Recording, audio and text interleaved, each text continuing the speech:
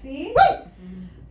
Okay, so the other day, a girlfriend of mine, she asked me what my body count was. And if you don't know what that is, it's basically how many people have you fucked. And I was curious as to what the average was, so I did some research.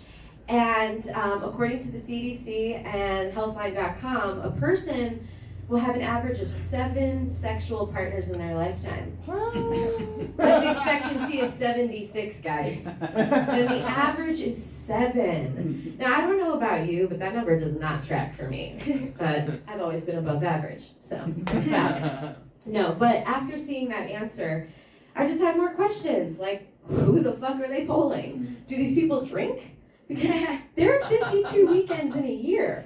And in my 20s, I was drunk for 52 weekends of the year. So, you do the math. Do these people do drugs? Because there are 52 weekends in a year, guys. And then I also did wonder if they bothered polling any gay men. Because as someone who closely relates to the community, we have the best hoe stories. Like, we have the best hoe stories.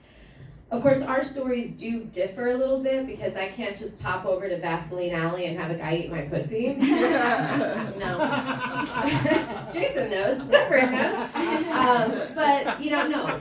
For me, I have to go to the bar and wait for the guy to get enough courage to, roofie me.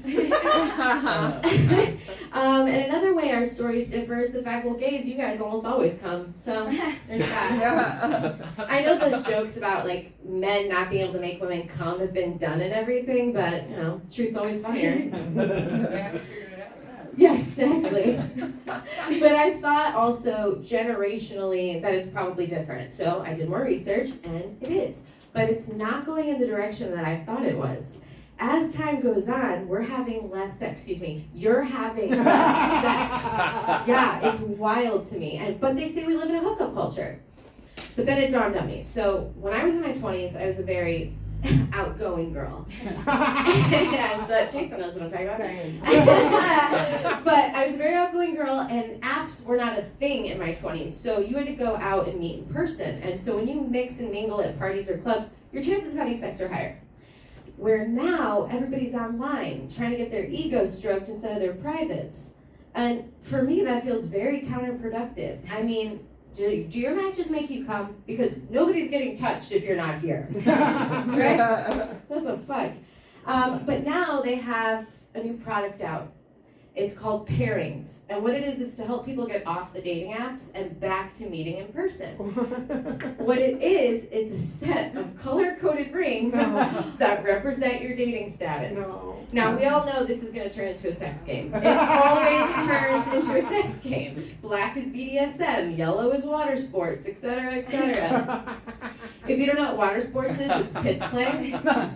I was talking to a straight guy, and I was explaining to him what water sports was, and he was like, oh, you mean piss play. And I was just like, oh, fucking straight guys, always gotta keep it gross. Instead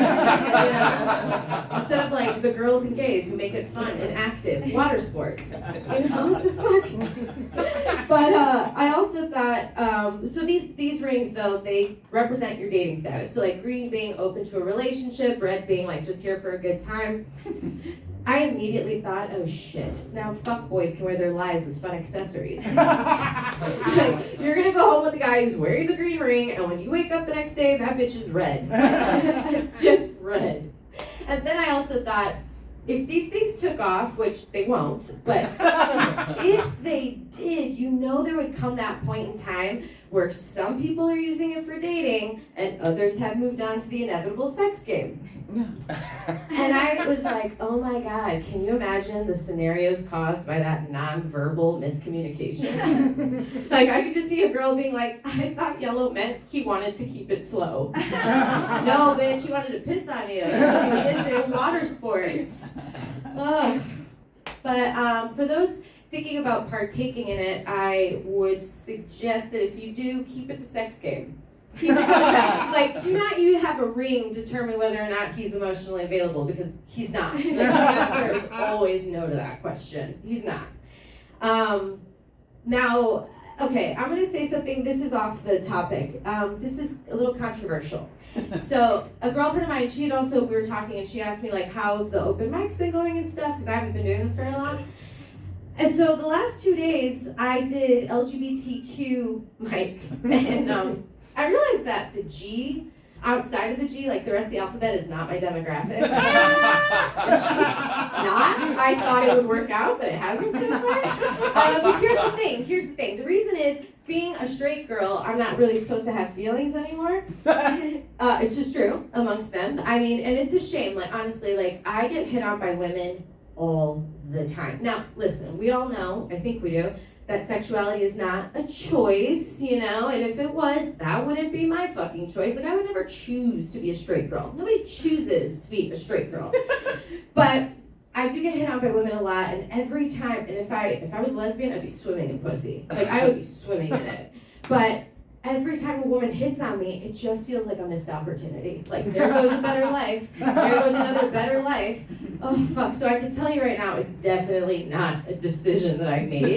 So instead of like, you know, I feel like the LGBT community can be a little judgy the same way vegans are. Yeah. You know, like, not all of them, obviously. I would never make like a blanketed statement like that, but the ones who've either eaten meat before or fucked the opposite sex before, and they like look at you like, what the fuck are you still doing? You know what I mean? But it's not a choice. So instead of judging me, they should just feel bad for me. You know? But yeah, it's interesting. I don't know. I thought that would be my demographic, but so far it is not.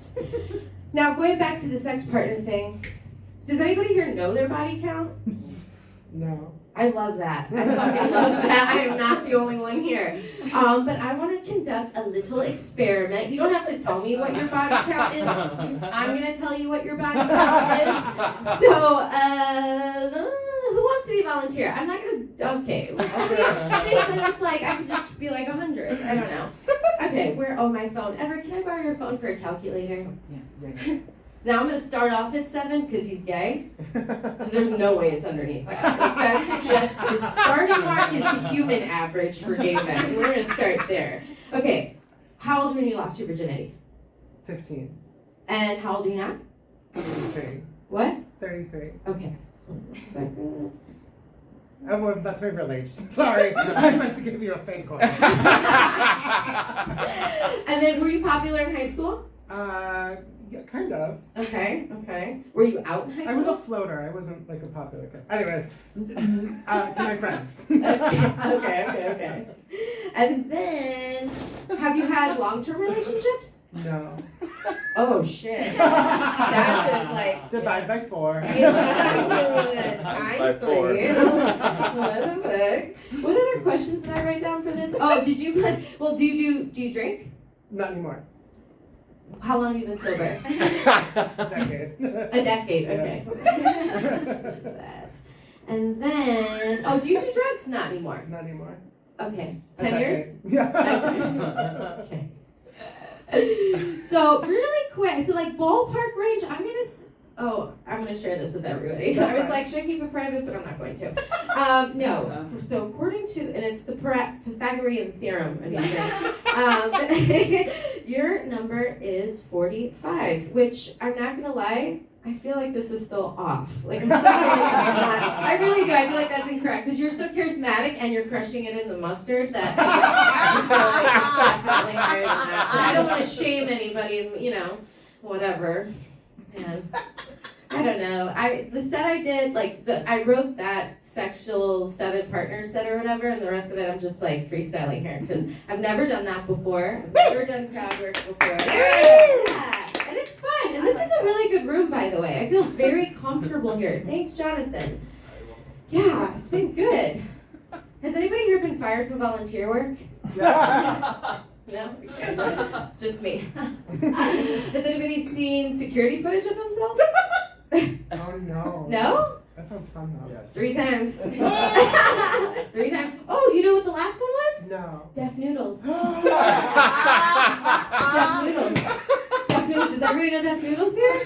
Yeah, they sent me security footage of myself the day I knocked over the stool. Yes.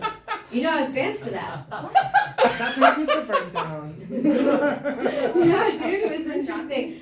Yeah, we were doing an act out in class, and the instruction was don't be funny. So okay, be at a 10, and then he like prompted us into a situation to act out, and he was like, okay, well you're at work as a short order cook, and of course I was like, yeah, I'm gonna cry, and then and then I had brought the little dog with me to class, so he goes, oh, now you just got a phone call that your dog died or got hit by a bus and died, so now you're really sad. So he was like, can you cry? And I was like, I mean, I'll try. So I do it, and I fucking break. I really cried. These two were there. Yeah. I was totally full-blown tears. Even in my head, I was like, how is this happening? And then he goes, now your boss is yelling at you to get back to work, so you're really angry. And so it was a smaller stool, okay? But anyway, I like knocked it over to the side of the stage and like knocked over the mic stand and was like, fuck this job, blah, blah, blah. Anyway, I got banned for that. And they sent me security footage. Oh my god. But I tell you, I fucking wish I had it from a different angle because that shit would be solid on a reel. Like, what a missed opportunity. Again, a better life. Anyway, I'm Ceci. Thank you.